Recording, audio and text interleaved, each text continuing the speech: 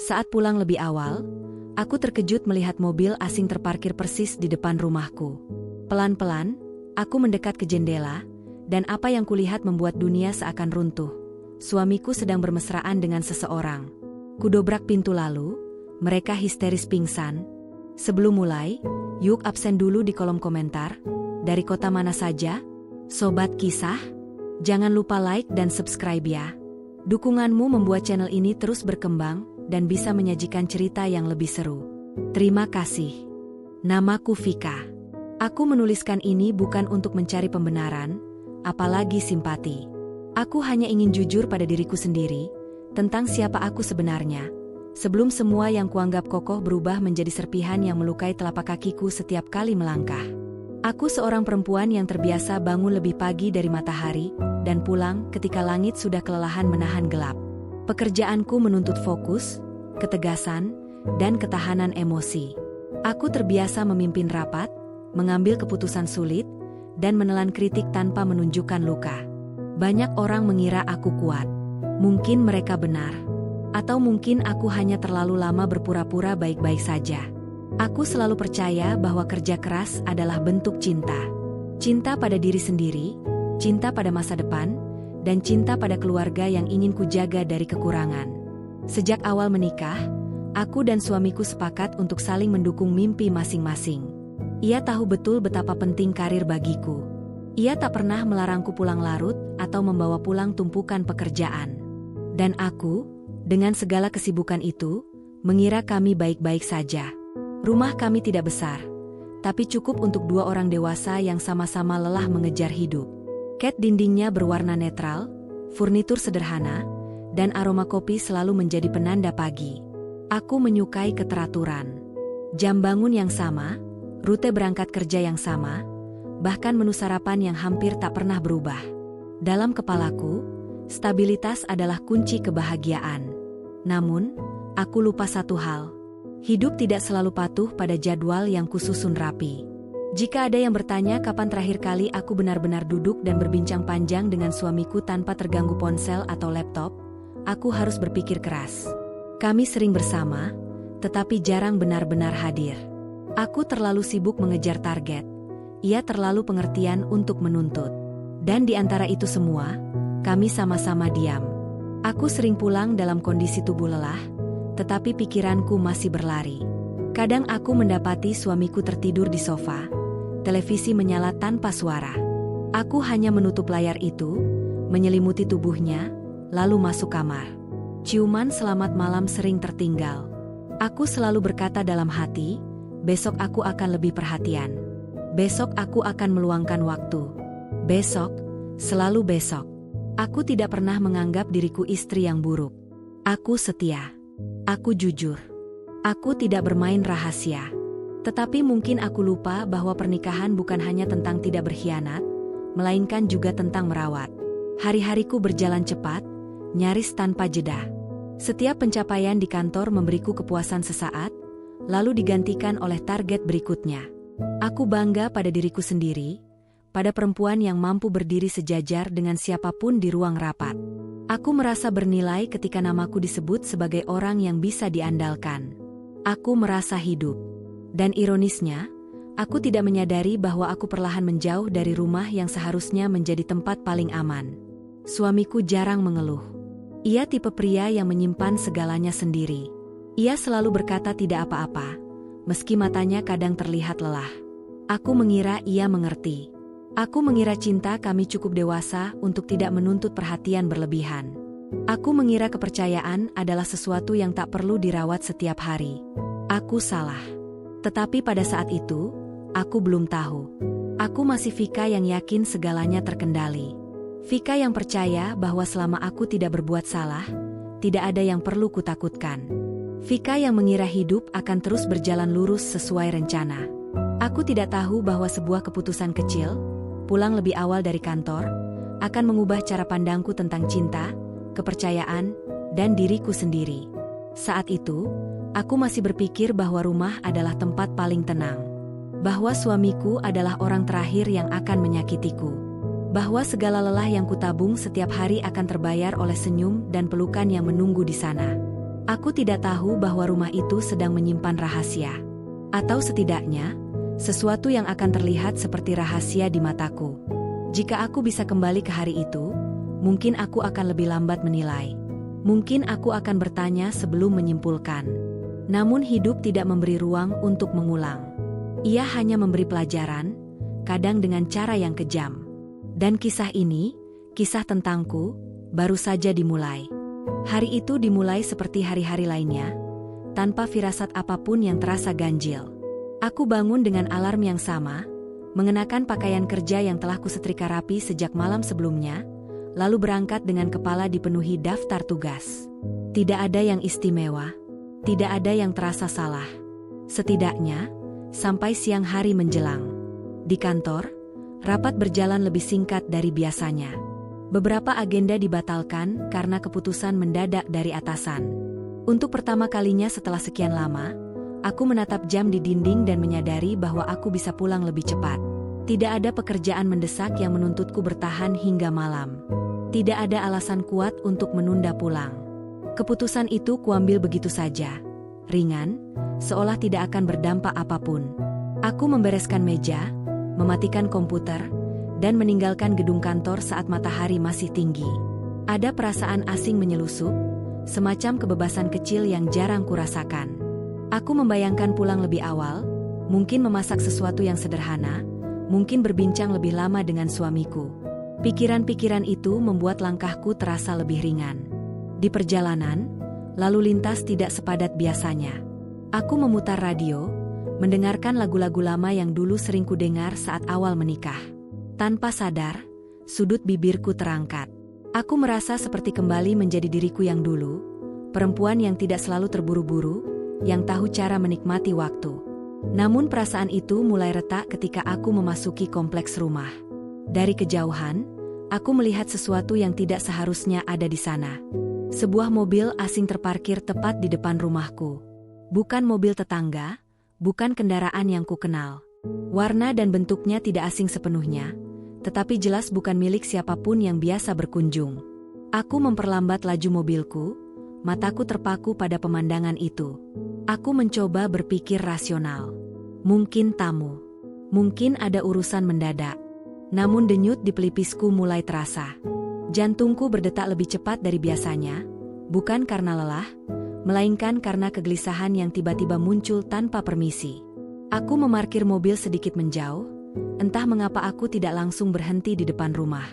Ada dorongan aneh untuk mengamati lebih dulu, seolah aku sedang menghadapi sesuatu yang belum siap kuterima.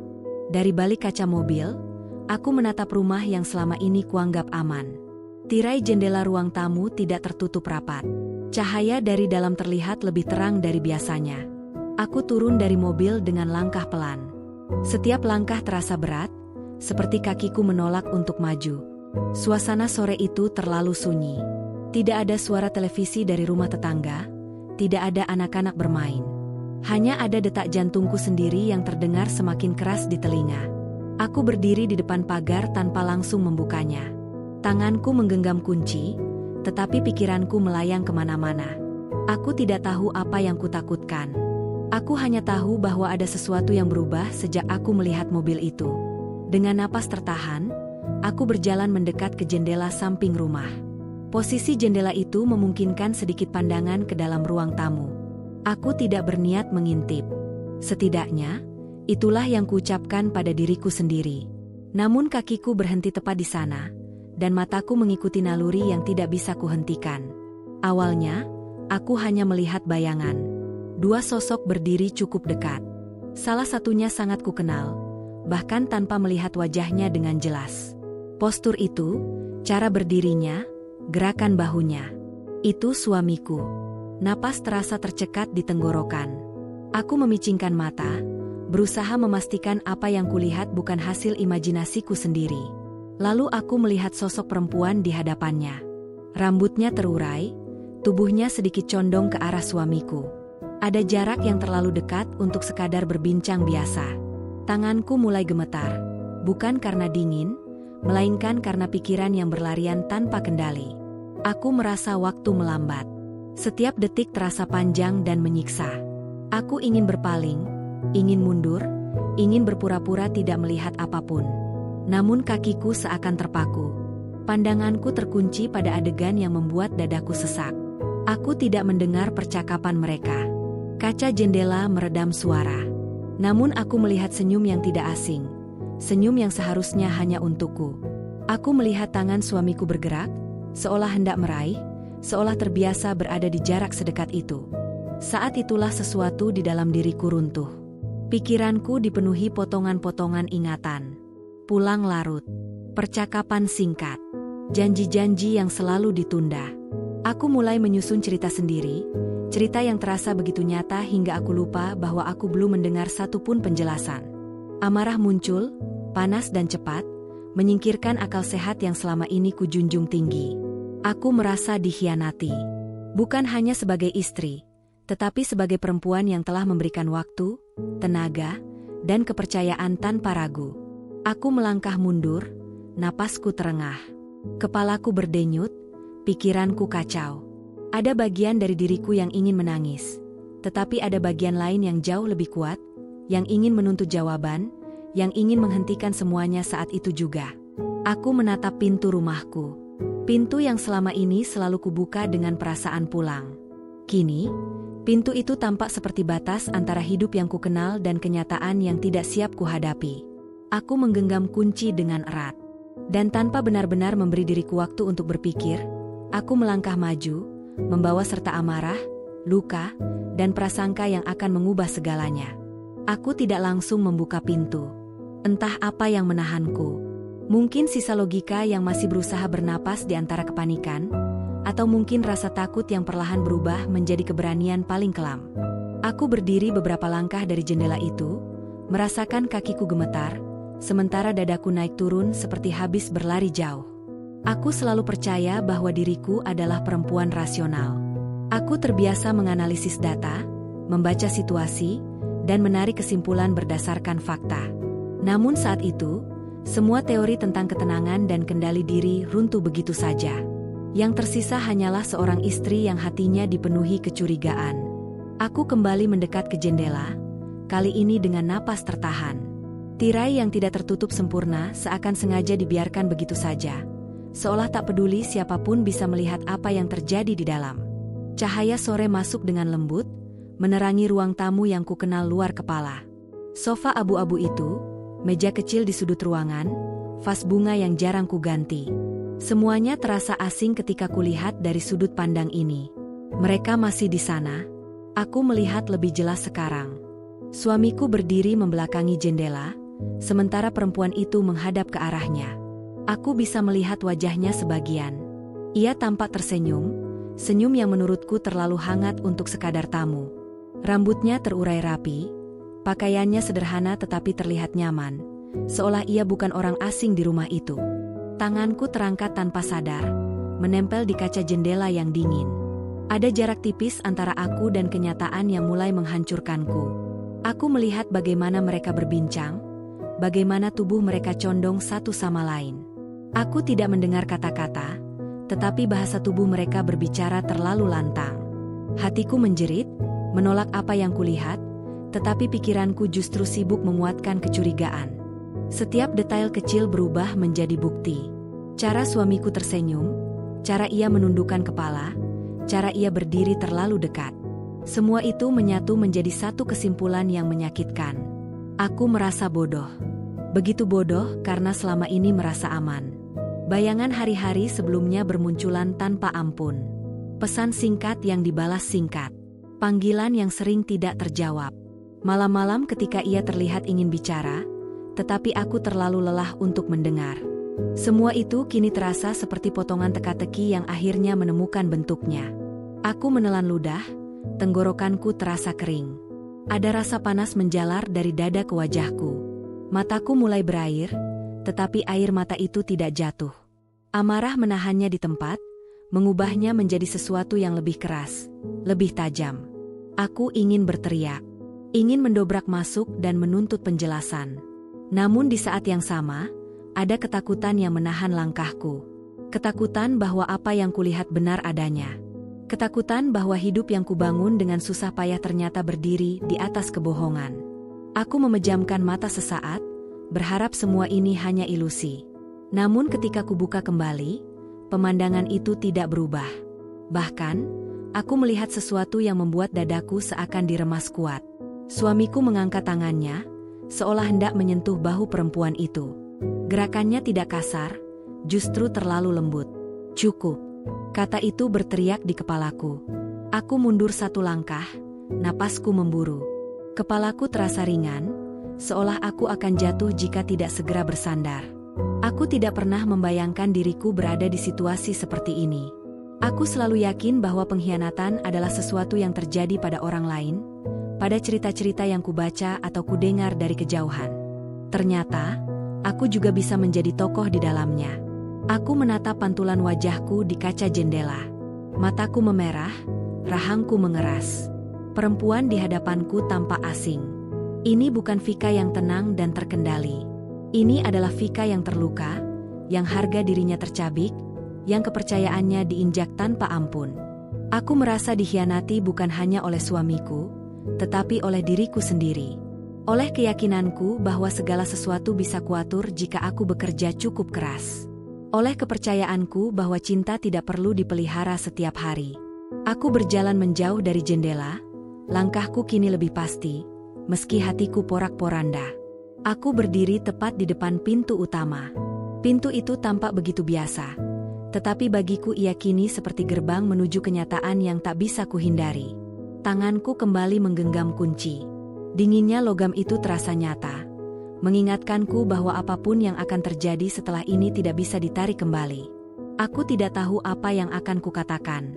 Aku tidak tahu bagaimana mereka akan bereaksi.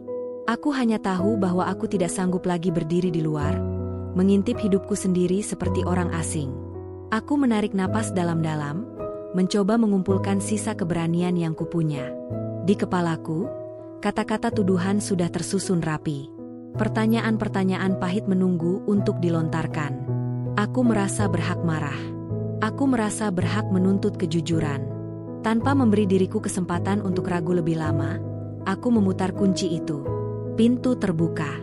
Dan bersama dengan itu, aku melangkah masuk ke dalam rumahku sendiri, membawa badai emosi yang siap menghancurkan apapun yang ada di hadapannya. Pintu itu terbuka dengan suara yang lebih keras dari yang kuperkirakan. Entah karena dorongan tanganku yang terlalu kuat, atau karena emosiku yang sudah tidak mengenal batas. Suara engselnya menggema di seluruh rumah, memotong percakapan yang sedang berlangsung di ruang tamu. Dalam sekejap, semua mata tertuju padaku. Aku berdiri di ambang pintu, napasku memburu, dadaku naik turun tidak beraturan. Ruangan itu terasa terlalu terang, terlalu sunyi, seolah waktu sengaja berhenti untuk memberiku panggung. Suamiku menoleh dengan wajah terkejut, sementara perempuan itu tampak membeku di tempatnya. Senyum yang tadi kulihat dari balik jendela telah lenyap, digantikan oleh raut bingung dan cemas. "Apa ini?"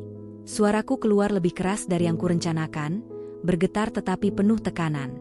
Aku tidak memberi mereka waktu untuk mencerna kehadiranku. Amarah sudah terlanjur mengambil alih kendali. Suamiku melangkah satu langkah ke arahku, tangannya terangkat seolah ingin menenangkan. "Vika, dengarkan dulu." "Diam," potongku cepat. Kata itu meluncur tajam, tanpa ragu. Aku menatapnya dengan mata yang terasa panas, penuh tuduhan yang tak sempat kusaring. "Jadi ini yang kau lakukan saat aku bekerja sampai lupa waktu?" Aku tidak menunggu jawaban. Mataku beralih pada perempuan di sebelahnya. Dari jarak sedekat itu, aku bisa melihat detail wajahnya dengan jelas. Ia cantik, rapi, dan tampak sama sekali tidak merasa bersalah. Setidaknya, itulah yang kupikirkan saat itu. Dadaku semakin sesak. "Siapa dia?" tanyaku, kali ini dengan suara lebih rendah, tetapi justru lebih mengancam. Perempuan itu membuka mulut, tampak ingin bicara, tetapi suamiku lebih dulu bergerak. "Vika, ini tidak seperti yang kamu pikirkan." Kalimat itu, kalimat yang paling kubenci, bahkan sebelum aku benar-benar memahaminya. "Tidak seperti yang kupikirkan," aku tertawa pendek, pahit. Aku melihat sendiri. Aku tidak buta.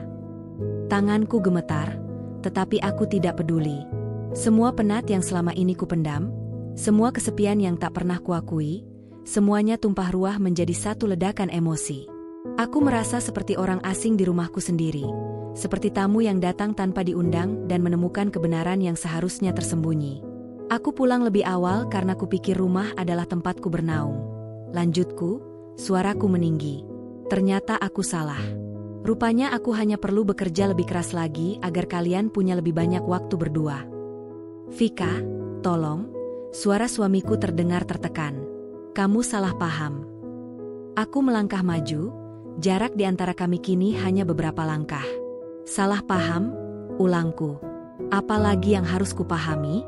Bahwa aku terlalu sibuk sampai tidak menyadari kau membawa perempuan lain ke rumah kita. Aku bisa merasakan mataku basah, tetapi air mata itu tetap bertahan. Aku menolak menangis di hadapan mereka. Aku menolak terlihat lemah. Harga diriku sudah cukup hancur. Aku tidak ingin memberinya kesempatan untuk benar-benar runtuh. Perempuan itu akhirnya angkat bicara. Suaranya pelan, hampir ragu. Vika, aku bisa jelaskan. Aku menoleh tajam ke arahnya. Aku tidak bicara denganmu, kataku dingin. Kata-kata itu keluar begitu saja, kasar dan menyakitkan. Aku tahu itu, tetapi saat itu aku tidak peduli. Semua empati seolah tercabut dari dadaku. Ruangan itu berubah menjadi medan perang. Tidak ada teriakan saling bertumpuk, tetapi ketegangan terasa begitu kental hingga sulit bernapas. Aku bisa melihat wajah suamiku memucat, rahangnya mengeras menahan sesuatu yang ingin ia katakan. Ia tampak bingung, tertekan, dan mungkin terluka. Namun di mataku, semua itu tidak cukup. Aku memberikan segalanya, ucapku dengan suara yang mulai serak. Waktuku, tenagaku, kepercayaanku. Dan inikah balasannya? Suamiku menggeleng, langkahnya semakin mendekat. Aku tidak pernah berniat mengkhianatimu. Aku tertawa lagi, kali ini lebih keras, hampir histeris. Tentu saja tidak. Tidak ada pengkhianat yang pernah berniat mengkhianati, bukan? Aku merasa kepalaku berdenyut hebat. Setiap kata yang keluar terasa seperti pisau yang melukai diriku sendiri, tetapi aku tidak tahu cara berhenti. Aku sudah terlalu jauh tenggelam dalam amarah. Rasanya seperti jika aku berhenti sekarang, semua rasa sakit itu akan menelanku bulat-bulat. Aku meraih tas yang masih kusandang dan melemparkannya ke sofa. Bunyi benda di dalamnya beradu keras, membuat perempuan itu tersentak. Aku ingin mereka merasakan kekacauan yang kurasakan.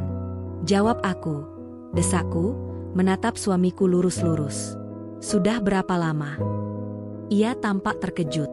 Apa? Hubungan kalian? Kataku tanpa ragu. Sudah berapa lama kalian mempermainkanku? Wajahnya berubah. Ada sesuatu di matanya, sesuatu yang tidak bisa langsung kuterjemahkan. Mungkin itu keputusasaan, mungkin juga kemarahan. Namun aku sudah terlanjur menutup diri dari segala kemungkinan selain yang paling menyakitkan. Tidak ada hubungan seperti yang kamu bayangkan, katanya akhirnya, suaranya lebih tegas. Aku bersumpah. Aku menggeleng keras. Jangan bersumpah atas sesuatu yang sudah kau hancurkan.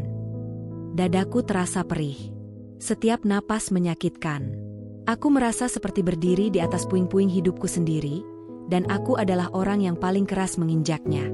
Namun saat itu, aku tidak tahu cara lain untuk bertahan selain menyerang. Aku tidak menyadari bahwa di balik semua tuduhan itu, ada kebenaran lain yang berusaha mencari celah untuk keluar. Aku tidak menyadari bahwa amarahku telah membutakan mataku, menutup telingaku, dan membungkam hatiku. Yang ku tahu hanyalah satu hal. Saat itu, di ruang tamu rumahku sendiri, aku telah melepaskan kendali sepenuhnya. Dan apapun yang akan terjadi setelahnya, tidak akan pernah bisa kembali seperti semula. Aku tidak ingat berapa lama kami berdiri saling berhadapan dalam keheningan yang menyesakan itu. Waktu terasa mengental, seperti udara yang sulit dihirup. Yang terdengar hanya napasku sendiri, berat dan tidak teratur, bercampur dengan detak jantung yang memukul-mukul dadaku tanpa ampun. Rumah ini, yang biasanya sunyi dan terasa aman, kini dipenuhi energi kasar yang membuatku ingin berteriak sekaligus lari. Suamiku akhirnya menurunkan tangannya yang sejak tadi terangkat, seolah sadar bahwa setiap gerakan kecil darinya justru membuatku semakin tersulut. Ia menarik napas panjang, lalu mengembuskannya perlahan. Cara itu, yang biasanya kulihat sebagai bentuk kesabaran, kini terasa seperti penundaan yang menjengkelkan. "Vika," katanya pelan, terlalu pelan untuk telingaku yang dipenuhi gemuruh emosi. "Kalau kamu mau mendengar, aku bisa menjelaskan dari awal." Aku menggeleng, cepat dan keras. Rambutku tergerak mengikuti gerakan itu, dan aku bisa merasakan panas di wajahku. "Tidak ada penjelasan yang masuk akal untuk pemandangan seperti ini," balasku. "Kau pikir aku akan percaya begitu saja?" Perempuan itu masih berdiri di tempatnya, sedikit menjauh dari suamiku sekarang. Tangannya saling menggenggam di depan tubuhnya, wajahnya pucat. Ia tampak tidak nyaman, tetapi perasaan itu sama sekali tidak melunakkan hatiku. Dalam kepalaku, ia tetap simbol dari pengkhianatan yang baru saja kutemukan. "Aku tidak ingin berada di tengah masalah kalian," katanya akhirnya, dengan suara hati-hati. "Kalau aku tahu kedatanganku akan berakhir seperti ini, Kau tahu," potongku tajam. Aku menatapnya dengan mata menyala. "Kau pasti tahu apa yang kau lakukan. Tidak ada perempuan yang datang ke rumah orang lain tanpa menyadari dampaknya." Kalimat itu keluar begitu saja, kejam dan penuh asumsi. Sekilas, aku melihat suamiku menoleh cepat ke arahku, seolah terkejut oleh kata-kataku sendiri. Namun aku tidak berhenti. Aku sudah terlanjur membangun tembok pertahanan dari kemarahan, dan aku menolak melihat retakannya. "Vika, cukup," kata suamiku, suaranya kini lebih tegas. "Jangan menyudutkan dia." Kata-kata itu terasa seperti tamparan. Aku menatapnya dengan tidak percaya. "Oh, sekarang kau membelanya?" "Aku hanya ingin kamu adil," jawabnya, berusaha tetap tenang. "Kamu bahkan belum mau mendengar." "Adil?" Aku tertawa, pahit dan getir. Sejak kapan pengkhianatan butuh keadilan?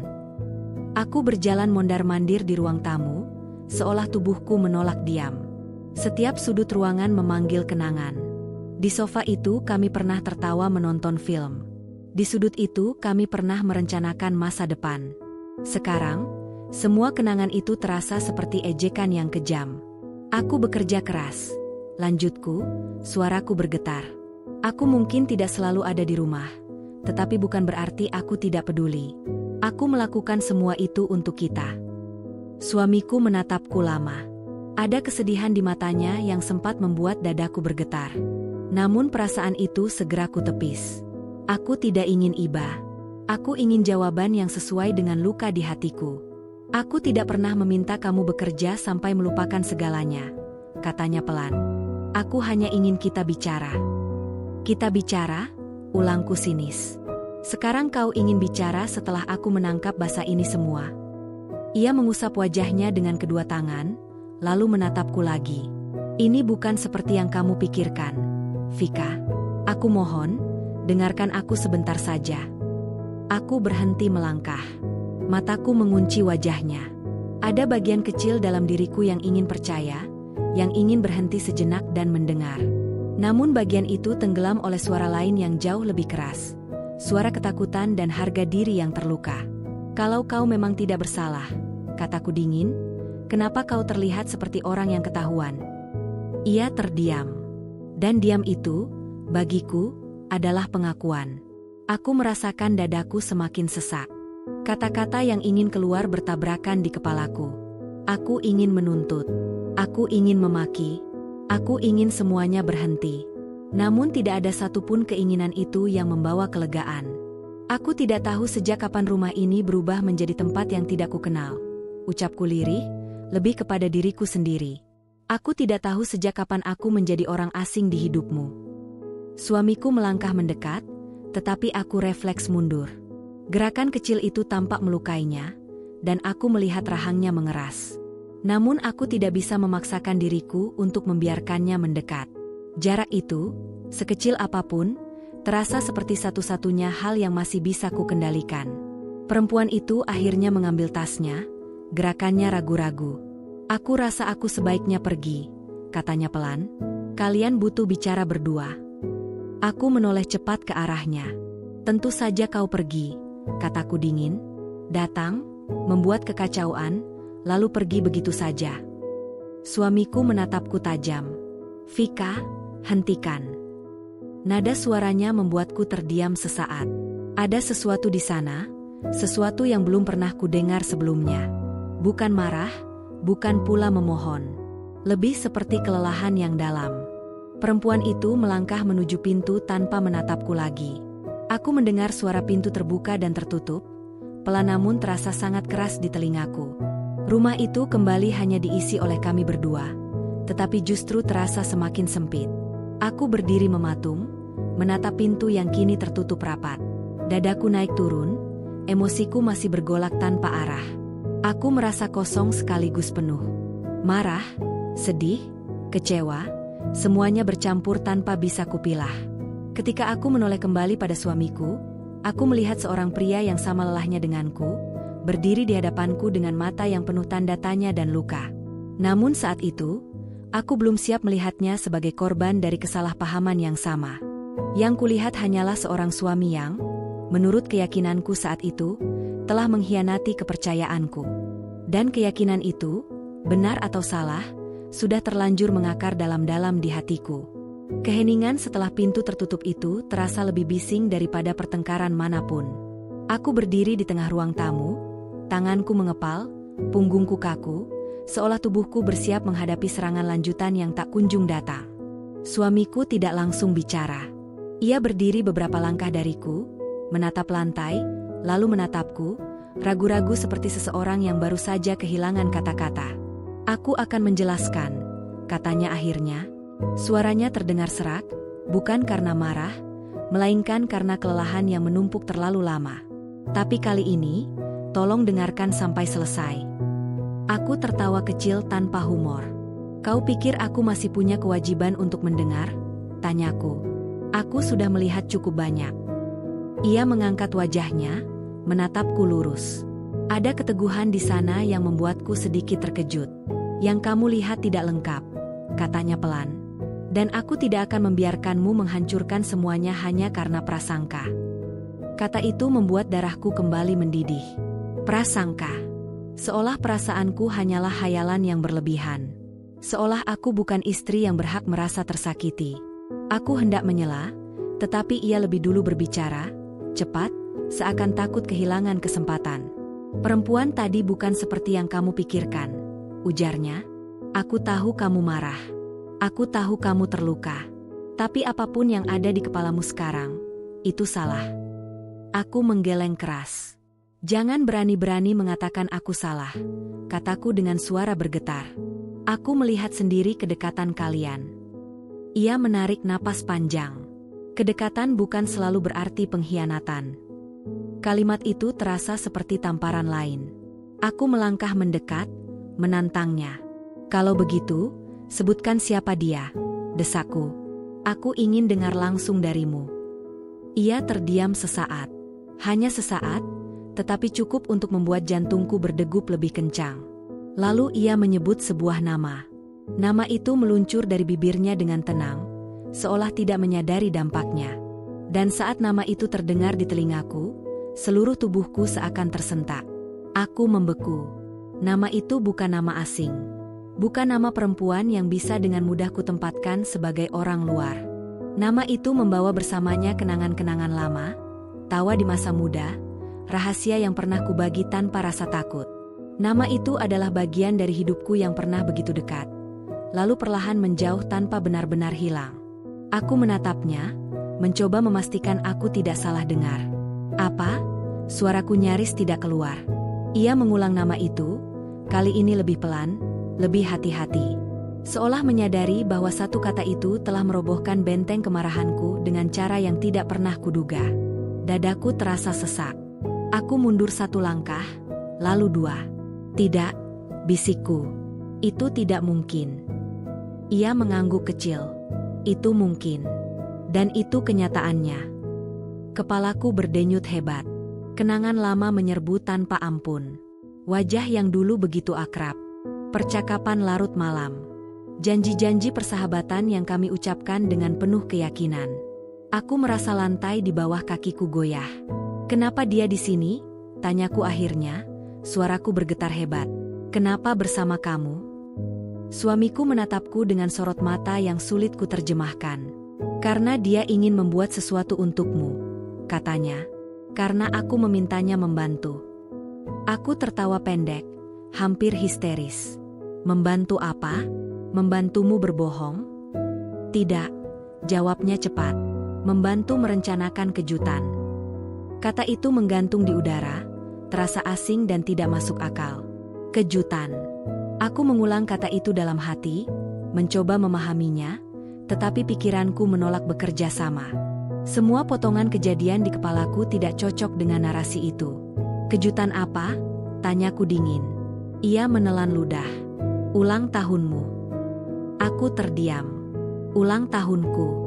Tanggal itu memang semakin dekat, tetapi aku tidak pernah membicarakannya. Aku bahkan hampir melupakannya sendiri, tenggelam dalam pekerjaan dan rutinitas. Aku tidak menyangka siapapun mengingatnya, apalagi merencanakan sesuatu. Dia sahabat lamamu, lanjut suamiku, suaranya melembut. Dia tahu hal-hal yang mungkin sudah lama kamu lupakan. Aku ingin membuatmu tersenyum. Aku ingin kamu merasa diperhatikan. Setiap kata itu menusuk dengan cara yang berbeda. Bukan lagi seperti pisau tajam, melainkan seperti duri yang tertinggal di dalam daging. Sakitnya tidak langsung, tetapi perlahan dan dalam. Jadi, aku berbisik, kau membawanya ke rumah tanpa memberitahuku, lalu berharap aku tidak salah paham. Ia menggeleng. Aku berniat memberitahumu setelah semuanya siap. Aku ingin itu menjadi kejutan yang menyenangkan, bukan sumber masalah. Aku menutup mata.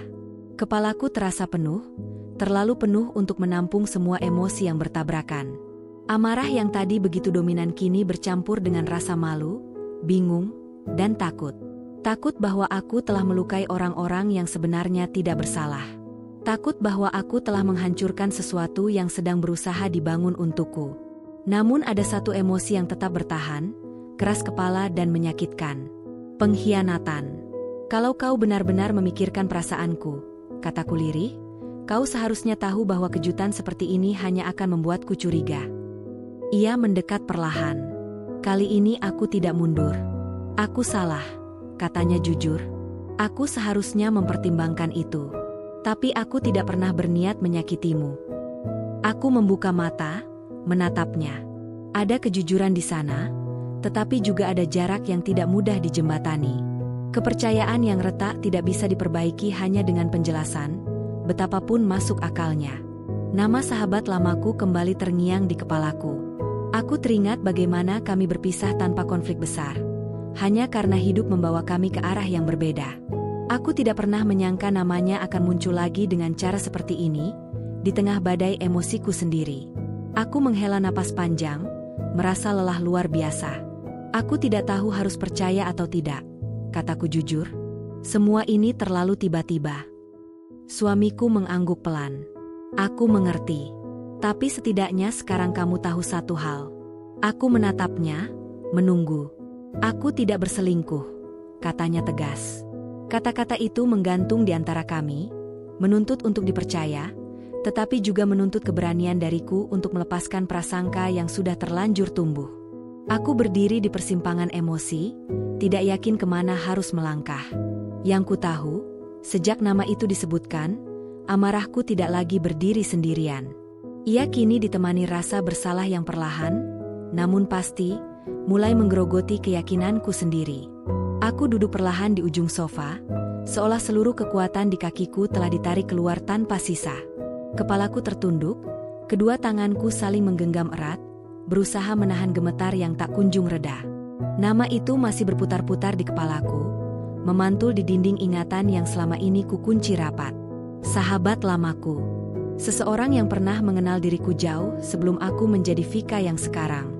Sebelum aku terbiasa mengenakan topeng profesional, sebelum aku belajar menyembunyikan perasaan demi terlihat kuat. Ia tahu caraku tertawa saat benar-benar bahagia, tahu caraku menangis tanpa suara, tahu mimpiku yang dulu begitu sederhana. Dan aku baru saja mengusirnya dari rumahku dengan kata-kata yang mungkin tidak akan pernah bisa kutarik kembali. Dadaku terasa perih, jauh lebih sakit daripada saat aku diliputi amarah. Jika sebelumnya aku merasa dikhianati, kini aku merasa telanjang, berdiri di hadapan cermin yang memantulkan sisi terburuk dari diriku sendiri. Aku ingin menyangkal semuanya, ingin tetap berpegang pada keyakinan bahwa aku benar. Namun setiap detik berlalu justru membuatku semakin sadar betapa rapuhnya alasan-alasanku tadi. Suamiku duduk di kursi seberang, menjaga jarak. Ia tidak lagi mencoba mendekat, seolah mengerti bahwa aku butuh ruang untuk runtuh dengan caraku sendiri. Wajahnya terlihat letih, bukan hanya karena kejadian hari ini, tetapi karena akumulasi dari banyak hal yang tidak pernah kami bicarakan dengan jujur. Aku tidak pernah menyentuhnya dengan niat buruk, katanya pelan, memecah keheningan. Aku bersumpah atas apapun yang kamu anggap berharga. Aku mengangkat wajahku perlahan. Mataku terasa panas, tetapi aku membiarkan air mata itu jatuh kali ini. Tidak ada lagi alasan untuk menahannya. Harga diriku sudah cukup terluka, dan menolak menangis tidak akan membuatku lebih kuat. Aku melihat caramu memandangnya, kataku lirih. Itu yang menghancurkanku. Ia menghela napas panjang. Aku memandangnya sebagai pengingat, jawabnya jujur. Pengingat tentang dirimu yang dulu. Tentang perempuan yang pernah bercerita padaku, bahwa ia punya sahabat yang selalu mengerti dirinya. Kata-kata itu menghantamku dengan keras. Aku teringat malam-malam awal pernikahan kami, saat aku masih suka bercerita tanpa takut dianggap lemah. Aku teringat bagaimana perlahan aku berhenti berbagi, menggantinya dengan laporan kerja dan keluhan lelah. Aku tidak sadar bahwa jarak itu tumbuh bukan karena orang ketiga, melainkan karena keheningan yang kubiarkan terlalu lama. Aku hanya ingin melakukan sesuatu yang membuatmu bahagia, lanjutnya. Aku tahu aku sering kalah bersaing dengan pekerjaanmu. Aku tahu aku tidak selalu menjadi prioritasmu. Tapi aku tetap mencintaimu. Aku memejamkan mata, meresapi setiap kata. Cinta. Kata itu terdengar begitu berat sekarang. Aku menyadari bahwa selama ini aku selalu menuntut pengertian, tetapi jarang memberi ruang untuk dipahami. Aku menuntut kepercayaan, tetapi lupa bahwa kepercayaan juga perlu dipelihara dengan komunikasi, bukan asumsi. Kenapa kau tidak bilang saja? Tanyaku akhirnya. Kenapa kau memilih kejutan daripada kejujuran? Ia tersenyum tipis, senyum yang tidak benar-benar sampai ke matanya. Karena aku ingin melihatmu tersenyum tanpa beban, jawabnya.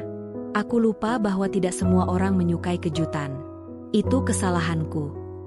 Kesalahan. Untuk pertama kalinya sejak aku pulang lebih awal hari ini, aku melihat kesalahan itu tidak lagi berdiri sepihak. Bukan hanya kesalahannya karena merahasiakan rencana, tetapi juga kesalahanku karena terlalu cepat menuduh.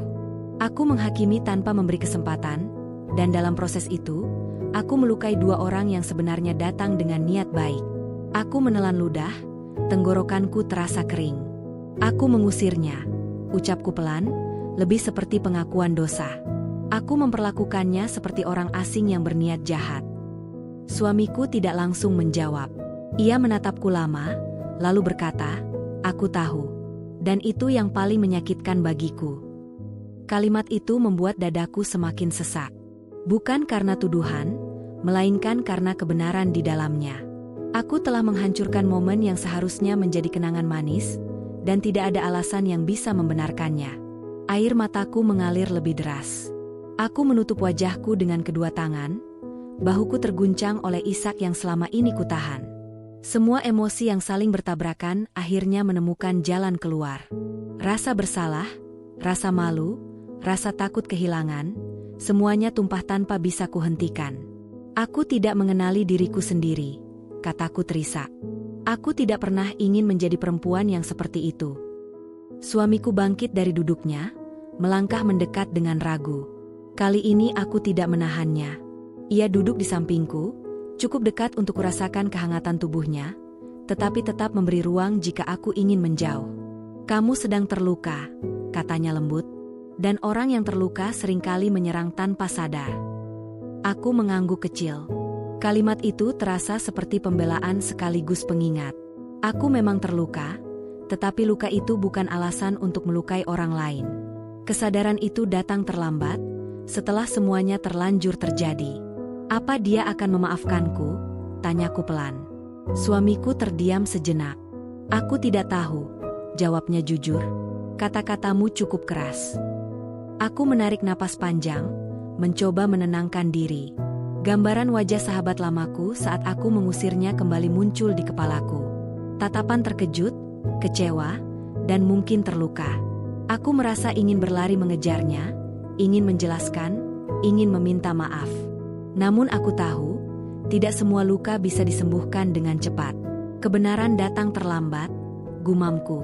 Dan sekarang semuanya terasa salah. Suamiku mengangguk pelan. Yang bisa kita lakukan sekarang hanyalah bertanggung jawab atas apa yang sudah terjadi.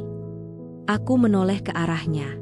Di wajah pria yang kucintai itu, aku melihat bukan seorang pengkhianat, melainkan seseorang yang sama-sama gagal berkomunikasi.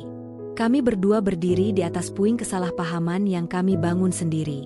Untuk pertama kalinya, aku tidak lagi merasa marah. Yang tersisa hanyalah kelelahan yang mendalam dan kesadaran pahit bahwa cinta tanpa kepercayaan adalah rumah tanpa fondasi.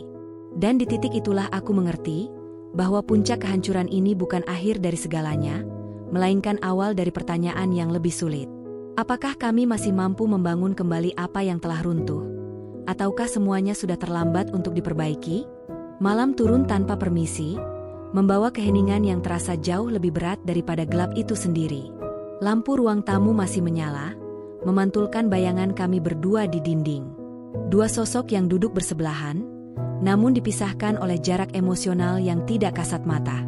Tidak ada lagi amarah yang meledak-ledak, tidak ada lagi tudingan.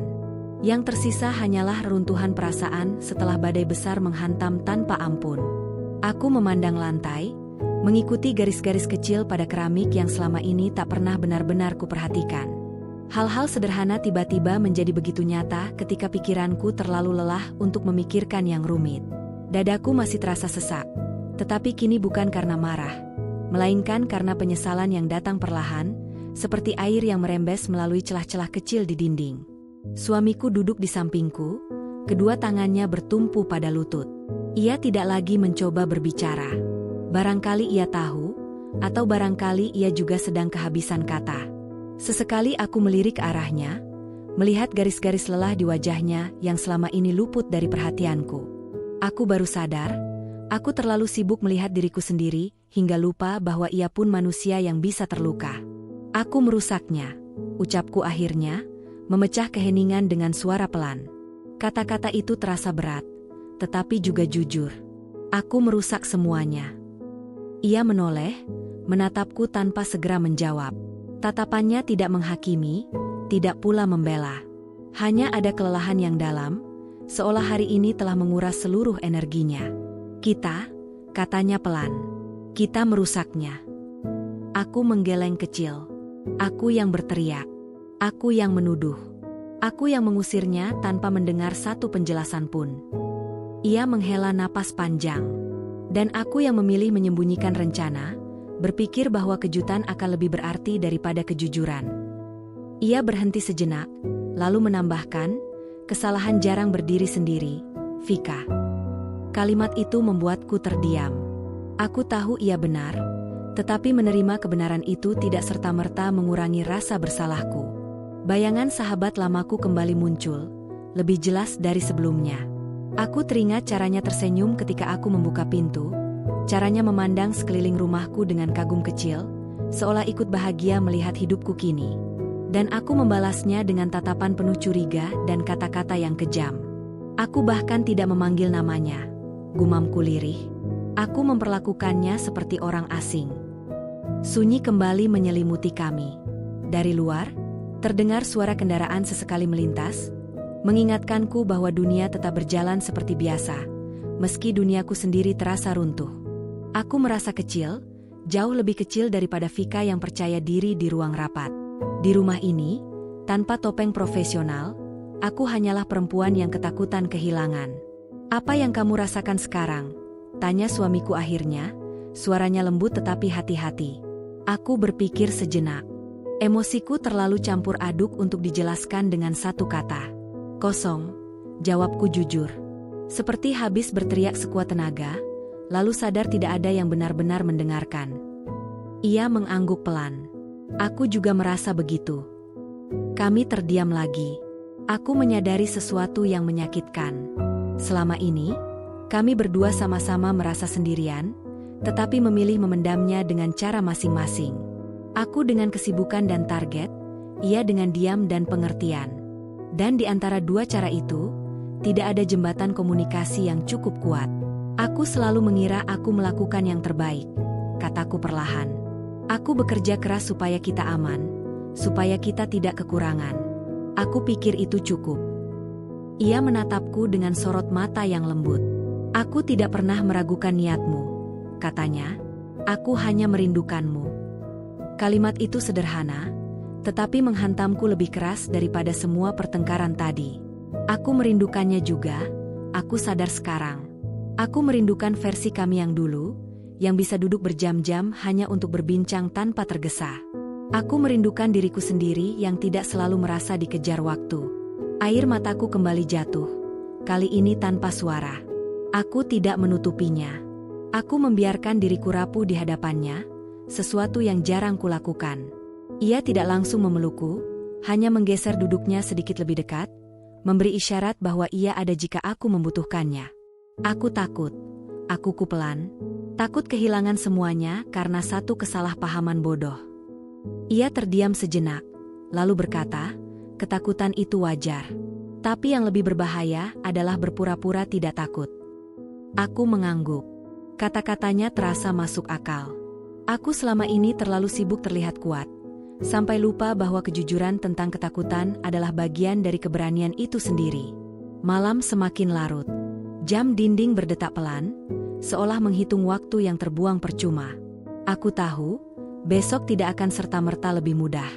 Permintaan maaf tidak akan langsung menyembuhkan luka. Kepercayaan yang retak membutuhkan waktu untuk pulih, jika memang bisa pulih sepenuhnya. Apa yang akan kita lakukan? Tanyaku akhirnya.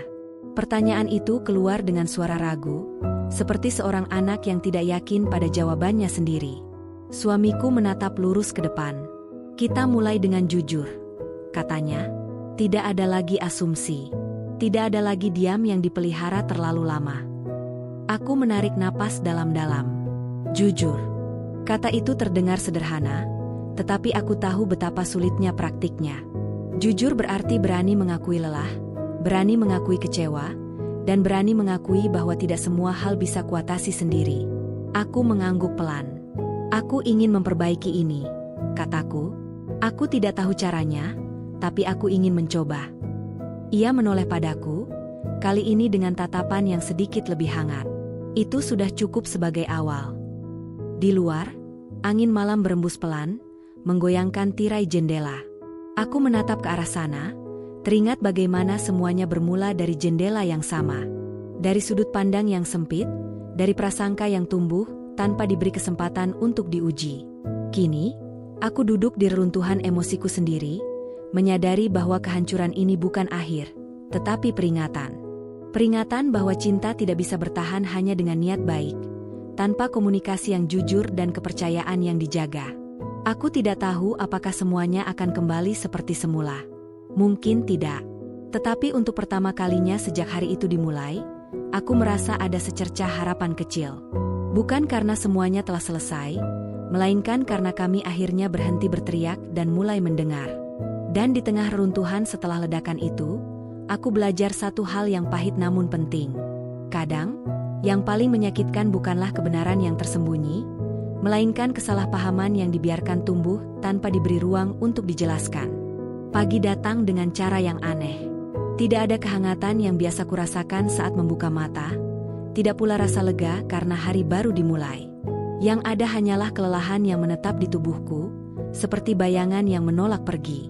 Aku terbangun di kamar yang sama, di ranjang yang sama, tetapi rasanya seperti berada di ruang yang berbeda, ruang yang penuh sisa-sisa emosi semalam.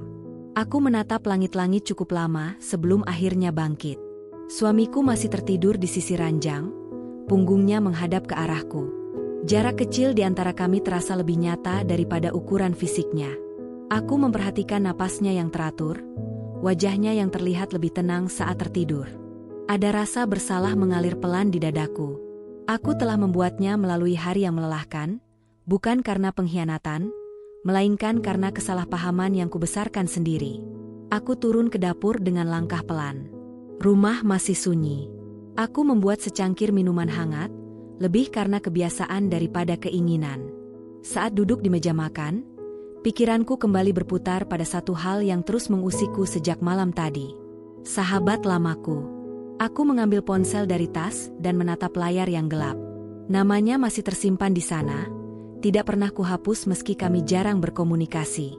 Jari-jariku sempat ragu untuk menyentuhnya. Ada rasa takut ditolak, takut tidak dimaafkan, takut menyadari bahwa beberapa kata memang tidak bisa ditarik kembali. Namun aku juga tahu, jika aku terus diam, luka itu akan semakin dalam. Aku menghela napas panjang dan menuliskan pesan singkat. Bukan pembelaan, bukan penjelasan panjang, hanya permintaan maaf yang jujur. Aku membaca ulang kata-kataku berkali-kali, memastikan tidak ada alasan tersembunyi di sana, tidak ada pembenaran. Hanya pengakuan bahwa aku salah. Saat akhirnya kukirim, dadaku terasa sedikit lebih ringan, meski ketakutan itu belum sepenuhnya hilang. Suamiku muncul di ambang dapur tak lama kemudian. Rambutnya masih sedikit berantakan, wajahnya tampak lelah, tetapi matanya menatapku dengan ekspresi yang berbeda dari kemarin. Tidak ada ketegangan, tidak pula kewaspadaan berlebihan. Hanya kehati-hatian, seperti seseorang yang baru saja melewati badai dan tidak ingin memicu angin baru. "Kamu tidak membangunkanku," katanya pelan. Aku menggeleng. "Kamu terlihat sangat lelah." Ia duduk di hadapanku, menatap cangkir di tanganku. "Kita perlu bicara," katanya. Aku mengangguk. Anehnya, kali ini aku tidak merasa ingin menghindar. Tidak ada dorongan untuk membela diri atau menyerang. Yang ada hanya keinginan sederhana untuk memahami dan dipahami. "Aku sudah mengirim pesan padanya," kataku jujur. "Aku minta maaf." Ia mengangkat wajahnya, tampak sedikit lega. "Terima kasih," ucapnya pelan. "Apapun balasannya nanti, setidaknya kamu sudah mencoba."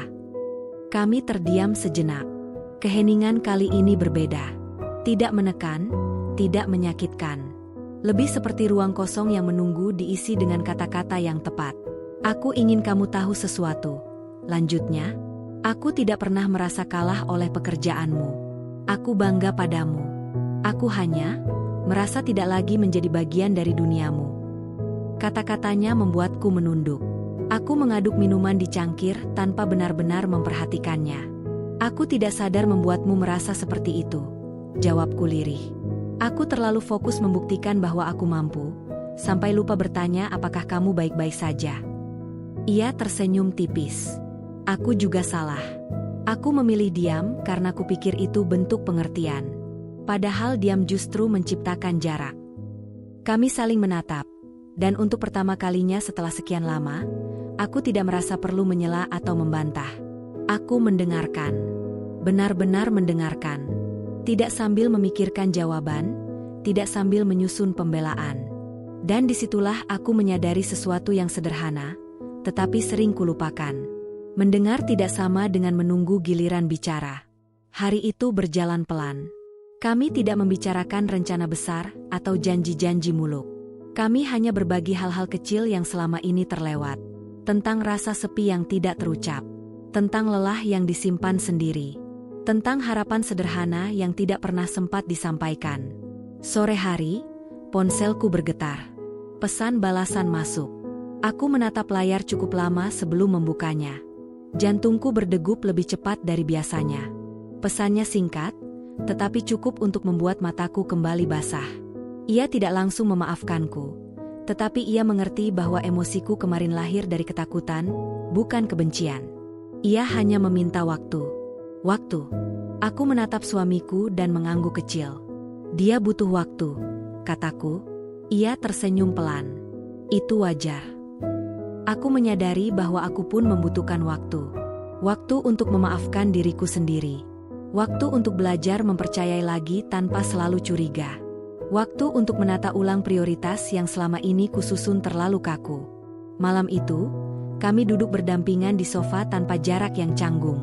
Tidak ada pembicaraan berat, hanya kehadiran. Dan untuk pertama kalinya setelah sekian lama, kehadiran itu terasa cukup. Aku belajar sesuatu yang sangat penting hari itu. Bahwa cinta tidak selalu butuh penjelasan panjang, tetapi selalu membutuhkan telinga yang mau mendengar. Bahwa kepercayaan tidak lahir dari asumsi, melainkan dari keberanian untuk bertanya sebelum menghakimi. Aku masih Vika yang bekerja keras. Aku masih perempuan yang punya ambisi dan mimpi. Tetapi kini, aku belajar bahwa tidak semua hal harus kutangani sendiri. Bahwa membiarkan orang lain masuk ke dalam perasaanku bukanlah kelemahan. Hari itu bukan akhir dari masalah kami. Namun hari itu adalah awal dari cara baru untuk saling memahami. Dan bagiku, itu adalah langkah paling jujur yang pernah kuambil dalam pernikahan ini. Beberapa hari berlalu dengan cara yang tidak biasa. Tidak ada pertengkaran, tidak pula ledakan emosi. Yang ada hanyalah jeda, ruang sunyi yang kami isi perlahan dengan kejujuran kecil. Aku kembali bekerja, kembali pada rutinitas yang selama ini menjadi duniaku, tetapi kali ini aku membawa pulang kesadaran baru. Setiap langkahku terasa lebih pelan, seolah aku tidak lagi ingin berlari meninggalkan sesuatu di belakang. Aku menyadari satu hal penting. Hidupku selama ini terlalu penuh dengan target. Sampai-sampai aku lupa merayakan keberadaan orang-orang yang berjalan bersamaku. Aku mengejar masa depan, tetapi hampir kehilangan masa kini. Di kantor, aku masih Vika yang sama. Tegas, fokus, dan bertanggung jawab. Namun kini aku mulai membatasi diriku. Aku pulang ketika pekerjaanku selesai, bukan ketika tubuhku hampir menyerah. Aku belajar mengatakan cukup. Sesuatu yang dulu terasa seperti kegagalan, tetapi kini justru terasa seperti bentuk keberanian. Di rumah, suasananya belum sepenuhnya pulih. Ada kehati-hatian di setiap percakapan, ada jeda sebelum setiap kalimat penting. Namun kehati-hatian itu tidak lagi terasa sebagai jarak, melainkan sebagai usaha untuk tidak saling melukai. Kami belajar berbicara tanpa meninggikan suara, belajar mendengar tanpa menyela, belajar diam tanpa menghindar. Suamiku menjadi lebih terbuka. Ia tidak lagi menyimpan segalanya sendiri. Ia menceritakan hal-hal kecil yang dulu tak pernah ia sampaikan, tentang hari-harinya, tentang perasaannya ketika aku terlalu sibuk, tentang kesepiannya yang tak ingin ia jadikan beban. Dan aku, untuk pertama kalinya, mendengarkan tanpa merasa diserang. Aku juga belajar jujur tentang diriku sendiri. Tentang ketakutanku dianggap tidak berguna jika tidak selalu produktif. Tentang rasa bersalahku jika berhenti sejenak. Tentang tekanan yang selama ini kupelihara sendiri. Kami menyadari bahwa cinta bukan tentang siapa yang paling kuat, melainkan tentang siapa yang berani mengakui kelemahannya. Suatu sore, saat matahari hampir tenggelam, ponselku kembali bergetar. Pesan itu datang dari orang yang beberapa hari lalu pergi dengan luka karena kata-kataku. Sahabat lamaku. Ia menuliskan bahwa ia memaafkanku. Bukan karena kejadian itu tidak menyakitkan, tetapi karena ia mengenalku cukup lama untuk tahu bahwa aku bukan perempuan yang jahat. Ia mengerti bahwa emosiku lahir dari ketakutan kehilangan, bukan dari niat menyakiti. Aku membaca pesan itu berulang kali, hingga air mataku jatuh tanpa bisa kutahan. Bukan air mata sedih, melainkan air mata lega. Lega karena tidak semua kesalahan berakhir dengan kehilangan. Lega karena masih ada orang yang mau memahami, meski telah terluka. Aku membalas pesannya dengan hati-hati. Tidak berlebihan, tidak berjanji muluk. Hanya ucapan terima kasih dan pengakuan bahwa aku sedang belajar menjadi versi diriku yang lebih baik. Kami sepakat untuk bertemu suatu hari nanti, tanpa paksaan, tanpa tuntutan. Hanya dua orang yang pernah dekat dan kini mencoba berdamai dengan masa lalu.